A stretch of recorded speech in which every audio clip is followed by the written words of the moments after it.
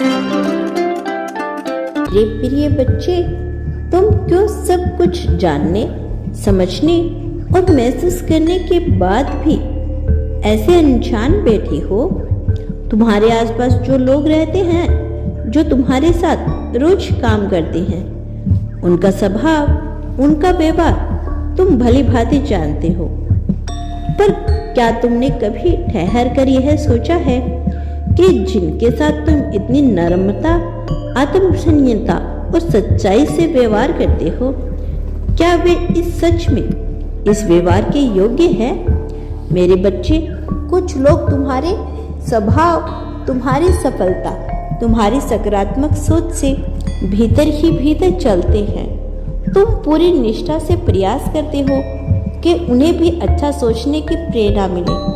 वे अपने मन में नकारात्मकता को त्याग कर दूसरों के लिए सद्भावना रखें। लेकिन कई बार ऐसा लगता है मानो तुम्हारे प्रयास व्यर्थ हो जाते हैं। कुछ लोगों की प्रकृति ही ऐसी बन चुकी है कि वे दूसरों को पीड़ा में देखकर सुकून पाते हैं। मुझे मालूम है कि ऐसे लोगों के साथ तुम्हें अच्छा नहीं लगता, ना ही उनके साथ समय बिताना तुम्हारी आत्मा को शांति देता है। फिर भी परिस्थितियां तुम्हें उनके साथ रहना सिखा रही है, तुम्हें सहना पड़ रहा है। लेकिन याद रखना मेरे बच्चे, जो व्यक्ति सच्चे हृदय से ईश्वर की शरण में चला जाता है, जो ईश्वर को अपना सब कुछ मान लेता है, उसका कोई बाल बांका नहीं कर सकता। जो तुम्हारे लिए बुरा सोचेंगे या कुछ बुरा करने की कोशिश करेंगे, ईश्वर स्वयं उनकी राहों में कांटे बिछा देंगे। ईश्वर अपने भक्तों की रक्षा करते हैं और उनकी ढाल बनकर खड़े हो जाते हैं। इस समय तुम ना चाहते हुए भी कुछ गलत इंसानों को झेल रहे हो। यह समय भी बीत जाएगा और एक ऐसा समय आएगा जब तुम उन लोगों के लिए हमेशा के लिए मुक्त हो जाओगे। परंतु तब भी मेरी एक सीख याद रखना, अपनी आंखें और कान खुले रखना, उन लोगों से सतर्क रहना जिनके बारे में तुम साइलेंट संदेह ही कर रहे हो।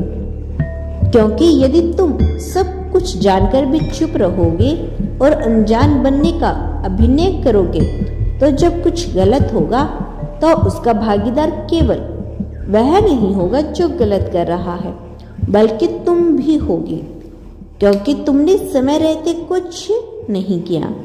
हर इंसान के भीतर अच्छाई बुराई समझने की शक्ति होती है। अपने लिए क्या सही है, क्या गलत है, यह सबसे पहले खुद को ही समझना होता है। यदि तुम यह समझदारी रखोगे तो कोई भी शक्ति तुम्हारे जीवन में अंधकार नहीं फैला सकेगी। अब वह समय बहुत निकट है जब तुम्हारे जीवन में कुछ ऐसा घटित होने वाला है जिसकी कल्पना तक तुमने नहीं की थी। यह बदलाव तुम्हारे भीतर धैर्य, तपस्या और संकल्प का परिणाम है। तुमने न जाने कितनी परीक्षाएं दी, कितनी रातें जागकर अपने सपनों को सींचा है, हर परिस्थिति में उम्मीद का दीपक जलाए रखा। अब वह घड़ी आने वाली है जब तुम्हारी मेहनत रंग लाएगी और जीवन तुम्हें वह फल देगा जिसके तुम सच्चे हकदार हो। बेटा, जीवन की राह हमेशा आसान नहीं होती। कई बार परिस्थितियां बिखरती हैं, रास्ते बंद होते हैं और सब कुछ टूटता सा महसूस होता है।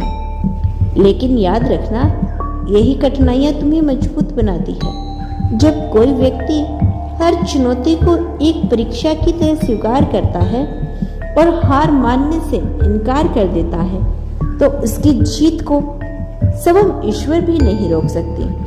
इसीलिए ज्यादा सोचो मत, तुम अपने कर्म के पथ पर अटल रहो, यही सबसे बड़ी शक्ति है। जल्द ही वह दिन आएगा जब तुम अपनी ही आंखों से अपने सपनों को हकीकत बनते देखोगी।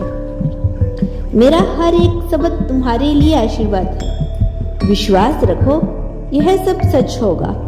हो सकता है राह में कभी कभी बाधाएं और रुकावटें तुम्हें थका दे, लेकिन अगर तुम्हारी इच्छा शक्ति दृढ़ है तो कोई भी शक्ति तुम्हारे लक्ष्य से तुम्हें हटा नहीं सकती। ना कोई तुम्हें रोक सकता है और ना ही कोई तुम्हारे सपनों को पूरा होने से कोई ताकत रोक सकती है। मेरी कृपा दृष्टि सदैव तुम पर रहेगी। तुम्हारा कल्याण हो बच्चे। अगर तुम इस संदेश को यहाँ तक देखा है तो कमेंट में धन्यवाद अवश्य लिख देना।